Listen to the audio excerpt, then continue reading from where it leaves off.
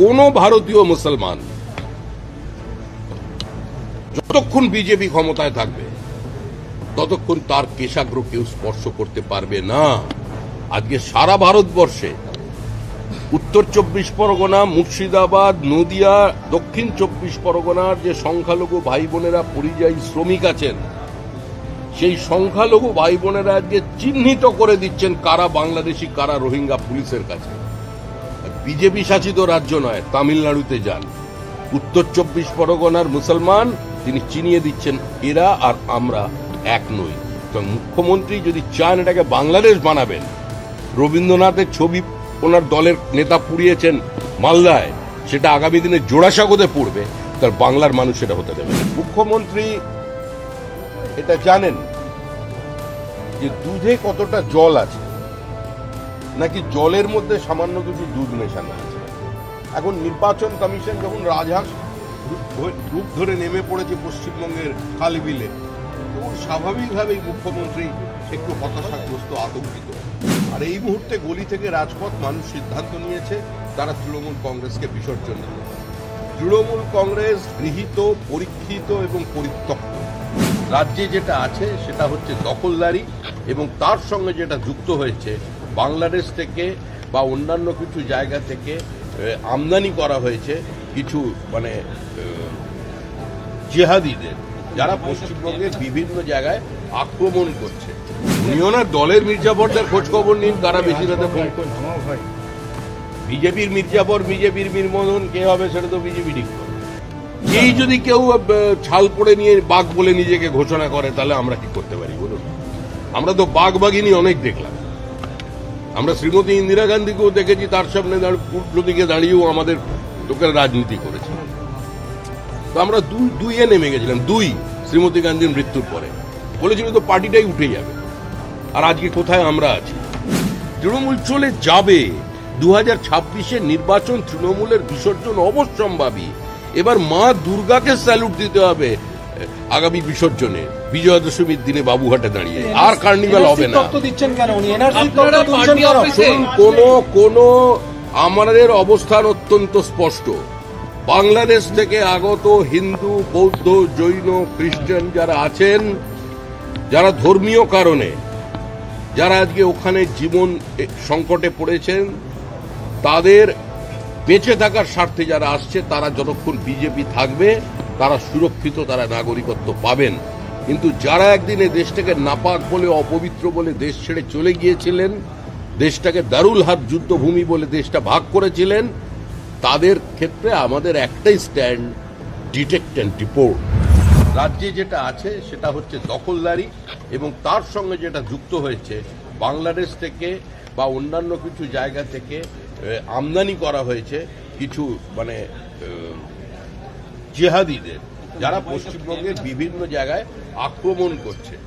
বিরোধী রাজনৈতিক দলের নেতাদের আক্রমণ করছে, আদিবাসী আক্রান্ত, সংখ্যালঘু আক্রান্ত, তফসিলি সম্প্রদায়ের মানুষ আক্রান্ত, শিক্ষক আক্রান্ত, কলেজের প্রিন্সিপাল আক্রান্ত, সাংবাদিক আক্রান্ত, হাইকোর্টের বিচারপতি তারাও আক্রান্ত। আর লোয়ার জুডিশিয়ারি, জেলা আদালতগুলোর কথা না বলাই ভালো। আজকে আবার বলছেন দিল্লিতে একজন মির্জাফর রয়েছেন।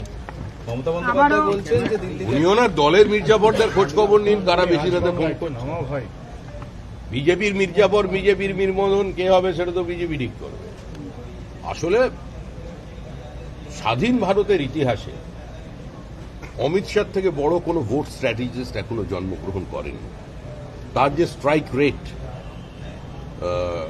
তার যে বিভিন্ন জায়গায় নির্বাচন পরিচালনা করার দক্ষতা, সেটা সর্বজন বিদিত এবং প্রশ্নাতীত। তার পারফরমেন্স, তিনি যখন নামবেন ময়দানে বা নামতে চলেছেন, স্বাভাবিকভাবে আতঙ্ক থেকে এ ধরনের কথা।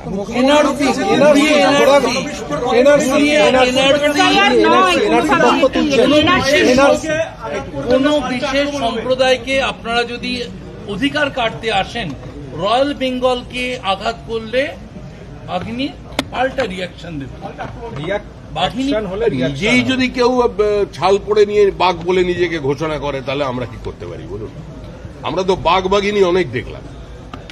আমরা শ্রীমতী ইন্দিরা গান্ধীকেও দেখেছি তার সামনে উল্টো দিকে দাঁড়িয়েও আমাদের লোকের রাজনীতি করেছে। তো আমরা দুইয়ে নেমে গেছিলাম, শ্রীমতী গান্ধীর মৃত্যুর পরে বলেছিল তো পার্টিটাই উঠে যাবে।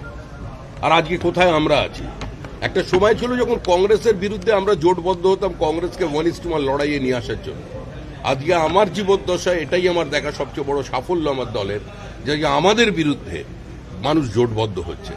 তৃণমূল কংগ্রেসের এ ধরনের বিবৃতির আর কোনো গ্রহণযোগ্যতা নেই। তৃণমূল চলে গেছে, তৃণমূল চলে যাবে। 2026-এর নির্বাচন তৃণমূলের বিসর্জন অবশ্যম্ভাবী। এবার মা দুর্গাকে স্যালুট দিতে হবে আগামী বিসর্জনে, বিজয়া দশমীর দিনে বাবুঘাটে দাঁড়িয়ে। আর কার্নিভাল হবে না। কোন আমাদের অবস্থান অত্যন্ত স্পষ্ট। বাংলাদেশ থেকে আগত হিন্দু, বৌদ্ধ, জৈন, খ্রিস্টান যারা আছেন, যারা ধর্মীয় কারণে, যারা আজকে ওখানে জীবন সংকটে পড়েছেন, তাদের বেঁচে থাকার স্বার্থে যারা আসছে, তারা যতক্ষণ বিজেপি থাকবে তারা সুরক্ষিত, তারা নাগরিকত্ব পাবেন। কিন্তু যারা একদিন এই দেশটাকে নাপাক বলে, অপবিত্র বলে দেশ ছেড়ে চলে গিয়েছিলেন, দেশটাকে দারুল হার্ব যুদ্ধভূমি বলে দেশটা ভাগ করেছিলেন, তাদের ক্ষেত্রে আমাদের একটাই স্ট্যান্ড, ডিটেক্ট অ্যান্ড ডিপোর্ট। কোন ভারতীয় মুসলমান যতক্ষণ বিজেপি ক্ষমতায় থাকবে ততক্ষণ তার কেশাগ্র কেউ স্পর্শ করতে পারবে না। আজকে সারা ভারতবর্ষে উত্তর 24 পরগনা, মুর্শিদাবাদ, নদিয়া, দক্ষিণ 24 পরগনার যে সংখ্যালঘু ভাই বোনেরা পরিযায়ী শ্রমিক আছেন, সেই সংখ্যালঘু ভাই বোনেরা আজকে চিহ্নিত করে দিচ্ছেন কারা বাংলাদেশি, কারা রোহিঙ্গা পুলিশের কাছে। বিজেপি শাসিত রাজ্য নয়, তামিলনাড়ুতে যান, উত্তর 24 পরগনার মুসলমান তিনি চিনিয়ে দিচ্ছেন এরা আর আমরা এক নই। তো মুখ্যমন্ত্রী যদি চান এটাকে বাংলাদেশ বানাবেন, রবীন্দ্রনাথের ছবি ওনার দলের নেতা পুড়িয়েছেন মালদায়, সেটা আগামী দিনে জোড়াসাঁকোতে পড়বে, তার বাংলার মানুষ সেটা হতে দেবেন।